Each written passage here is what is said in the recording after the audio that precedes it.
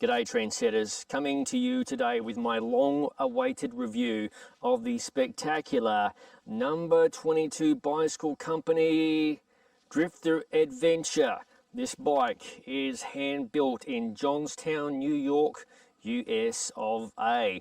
And if the number 22 isn't a clue, 22 is the atomic number for titanium. Very clever. All of the lovely titanium tubes featuring in this frame, they are buttered in-house. I seriously need to conduct a tour of number 22 bicycles. Stay tuned potentially for that happening in the future.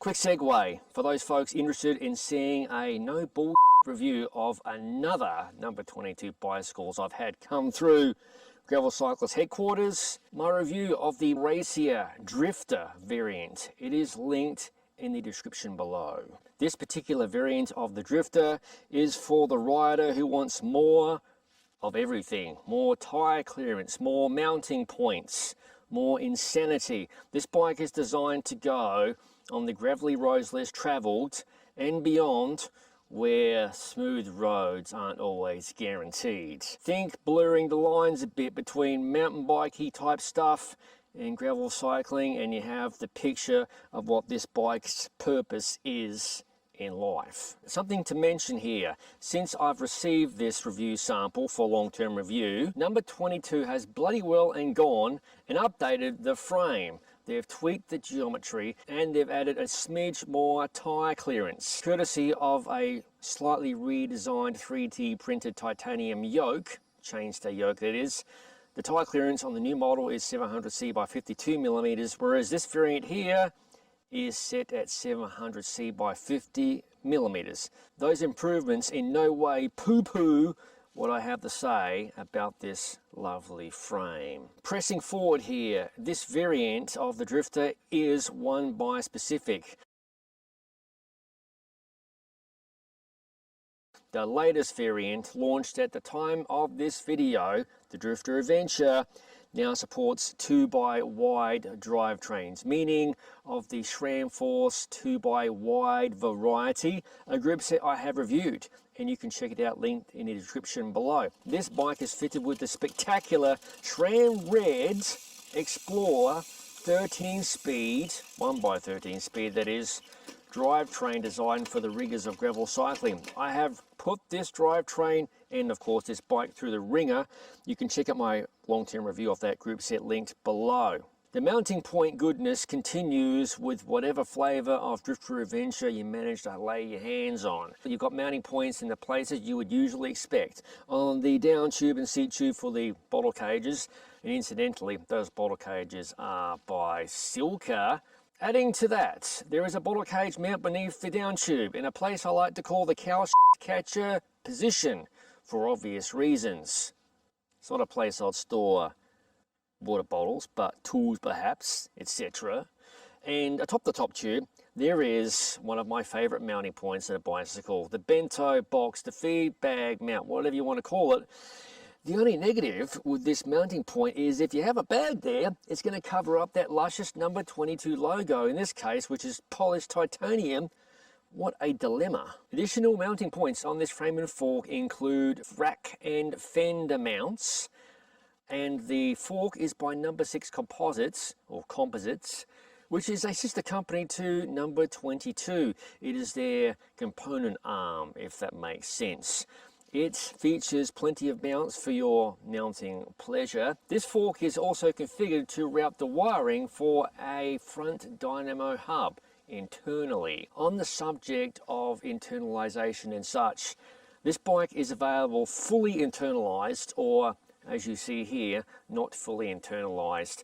I didn't really want to deal with a integrated front end and such. In fact, the only internalization you're going to see on this bike is where the rear hydraulic brake housing enters the frame just behind the head tube. It runs inside the frame and exits on the non-drive side chainstay. Naturally, with every number 22 bicycle being bespoke, you can have a fully integrated front end, internalized front end, if so desired. It is quite a spectacular option. It was the front end specified on the regular drifter I referred to earlier in this video.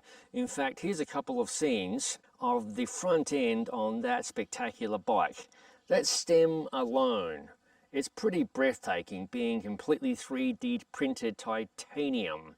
And there's also a titanium headset at play there. Of course, none of that takes away from the lovely number 22 titanium stem of a more regular flavour on this review sample. Either way you slice it, the crew at number 22 have all the bases covered. They aren't exactly f***ing about. This variant of the number 22 Drifter Adventure is a stock size 54 with a 555mm top tube and a 90mm stem. So it's on the edge of the present trend of longer top tube and shorter stems. However, this configuration does blend nicely with the chosen geometry for this bike, and it's on the more racier side of an adventure type gravel bike. More on that later. I will say I do prefer a racier feel versus some of the geometry we've seen for some of these adventure bikes that, in my opinion, are rather slow handling, kind of sluggish. On the subject of geometry, I do understand that number 22 has made some tweaks. I might have mentioned that earlier to the geometry of this bike. I've been pretty happy, but because I don't have any geometry chart from the tweaked version to what you see here, I can't exactly compare the two. But I'm certain you'll be happy with whatever geometry you end up with on a number 22 bike. Of course, you can customize. Don't forget that. Wrapping up the cockpit parts on this bike, that is a number 22 titanium seat post with some Cerakote near the head, and the head parts are by Envy. I have already mentioned custom geometry. Custom finishing is something that number 22 is well known for. I provided absolutely zero input to number 22. It turns out they've gone pretty crazy. They have combined Cerakote finishing on the frame and fork, brushed finishing on the frame, polished finishing on the frame, polished head badge. For a black and silver bike, in my opinion, this machine is absolutely spectacular. But be sure to check out the number 22 Bicycles website. They've got color charts, all sorts of options for any of their bikes. You can dress them up or dress them down however you like. Remember, life's too short to ride boring bikes. Rightio trendsetters, that wraps up all of the technical features of the number 22 Bicycle Company Drifter Adventure, which is a bit of a mouthful, I'll freely admit. Don't forget, I have reviews of the very spanky Red Explore Access 1x13 speed group set by SRAM, and a review of these Zip 303 Explore SW wheels, which are crazy wide internal. Both reviews are linked in the description below. With all of that covered, now it's time to find out how this bicycle rides. Let's get cracking. Stating an obvious fact, number 22's bikes are out of the ordinary. We have the bespoke aesthetic that separates each bicycle produced by the company. No one production is alike, and the quality of the finishing, from the wheels to the polishing, the Cerakote, it's all just visually stunning. As a bike designed for the adventurous side of life, this bike was screaming to be run through its paces. That included a little spot known as the Sonoran Desert, mostly on the Arizona Trail, and somewhere between Phoenix and Tucson, Arizona. There are some tame spots along the trail during the route I traversed, and some spots where a mountain bike would be their preferred tool. The Drifter Adventure nurtured me along the rockier path less travelled and safely back to the start in an area completely devoid of cell service, trees and humanoids.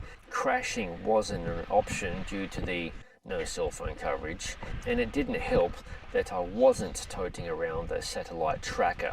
With those facts out of the way, the only limitations placed upon the bike were my very own riding skills and the relatively narrow 700C by 43mm Goodyear Zip Explore tyres, which were supposed to measure 700C by 45mm on the Zip Explore SW wheels. In less challenging terrain, the Drifter Adventure is perfectly at home, chugging along all day in a calm and predictable manner. I found the geometry to be a sweet mix of just enough slack to tame the rougher stuff, but not to the point of being slow and wallowing, particularly if you rise from the saddle to ascend or hit the gas on flatter terrain. The bike was simply perfect on the roads of Northern Virginia outside of Washington, D.C., one of my absolute favourite places to ride a bike anywhere in the United States. Further north, the Drifter excelled scaling the tough hills of northern Pennsylvania near the town of Titusville, birthplace of the American oil industry and home to a super fun grassroots gravel event, Roughneck Gravel Roubaix. And further south, the Drifter Adventure lapped up a dry edition of the Laughing Donkey Invitational, a super fun 100% free grassroots event near Tifton, Georgia. Plenty of loose conditions on that particular day, and can you say stable with a bike of this nature riding one-handed shooting video in loose sand? It really didn't matter where I rode this bike, it excelled no matter the terrain I traversed. I'm still on the fence about adventure type geometry with a longer top tube and shorter stem, but in my opinion, number 22 has nailed it with their interpretation and this bike. I only hope the geometry tweaks for the 2025 model are very minor. This is definitely a bike you could ride all day and, if so inclined, tackle any form of riding, whether it be racing or hacking about the place with a couple of mates. Comfort on the Drifter, that's firstly going to depend on your tyre pressure. Don't forget to set that appropriately. Be sure to check out my handy suggested tyre pressure chart linked in the description below. Titanium is my preferred material for this type of cycling and provides excellent damping qualities for the terrain beneath your tyres. The same applies with the Drifter Adventure. And another point about the geometry here, the chainstays, which measure 440mm across the board, except on the absolute largest size, well, they provide comfort galore, but as I've already alluded to, there's no real compromise in performance. The carbon number 6 fork is part of the comfort equation. It may not show on camera, but there is enough flex happening in the right places to dull the effects of smaller bumps and isolate the rider to a degree. It certainly isn't a suspension fork, but you could spec a Drifter Adventure with that option, but I came away after most rides without my hands beaten up, and I seldom wear gloves, unless it's cold as f***. I cannot say for certain, but it's quite possible the titanium seat post and stem add a smidge to the overall package of a comfy ride. It's difficult to future-proof a bike in this day and age with ever-changing standards and the like, but number 22 chose well with the UDH derailleur mount, which can be run with a regular derailleur and adapter. If you care to know what UDH on a gravel bike is all about, be sure to check my video linked in the description below. Adding to that, a T47 bottom bracket with Enduro max hit bearings, absolute winner right there. All of this made in the USA bespoke quality doesn't come cheap, but you only live once, right? The frame, fork, seat post, stem, bottom bracket, and titanium headset as you see it will cost you somewhere around US $10,000. If you chuck in the top tier SRAM Red Explore 1x13 speed group set and Zip 303 Explore SW wheels as seen on my review sample, you're easily looking at somewhere around a cool $15,000. But the positive, you'll have a bike that nobody else has. When you compare that uber expensive price point to some of the similarly priced offerings from some of the bigger names in cycling who mass produce carbon bikes, etc., I'd much rather have a bespoke number 22. At this price point, obviously, the number 22 Drifter Adventure isn't for everybody, and I'm certain there will be some outrage in the comments below. I love this bike, it's my kind of adventure bike, and it could be yours as well. Learn more about the number 22 Drifter Adventure and the company's entire lineup at their website, 22bicycles.com. That's 22bicycles.com. Well, hello there, Dixie Dog. Trendsetters, that wraps up my long-term no bull review of the absolutely bloody spectacular number 22 bicycle company Drifter Adventure. I sincerely hope you found this review to be somewhat helpful, because there is an absolute bloody cornucopia of gravel bikes available on the market for your purchasing and perusing pleasure. As always, thank you for watching. If you haven't already, please consider subscribing to the Gravel Cyclist YouTube channel for real world, no bullshit gravel bike reviews such as this one. This bike's dirty. These other reviewers, they ride around the parking lot and call it a review. Get f***ed. Other product reviews, ride experience videos, and of course, general madness. Ready for a car ride Tuesday? Let's do it, eh? You like that, Bubba?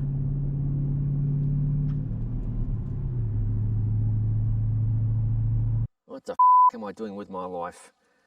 Oh yeah, actually, I just recalled. It's pretty bloody awesome. I'll see you in the next video.